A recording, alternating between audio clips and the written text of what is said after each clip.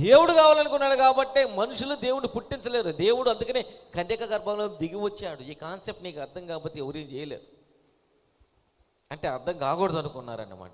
అర్థంగా అయినా కానీ అర్థం కానట్టు నటిద్దాం. గొప్ప దేవుడు ఆయన. నువ్వు తక్కువగా చూసినంత మాత్రం ఆయన తక్కువ కాడు.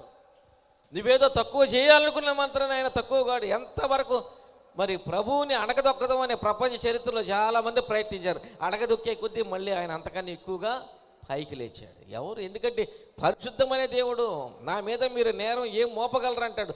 బైబిల్ మొత్తం చదవండి, కొత్త నిబంధన అంతా చదవండి. యేసు ప్రభు ఒక్క తప్పు చేశారని ఎవరైనా నిరూపించగలిగితే చాలే. ఎవరు నిరూపించలేరు యేసు ప్రభు ఈ తప్పు చేశాడని. ఒక్కడనే చెప్పమండి. యేసు ప్రభుని ద్వేషించే వాళ్ళు కూడా, యేసు ప్రభుని ఇష్టపడని వాళ్ళు కూడా యేసు ప్రభు ఈ తప్పు చేసిన ఈ తప్పునని ఎవరైనా బైబిల్లో చదివి రెఫరెన్స్ చూపిమనండి.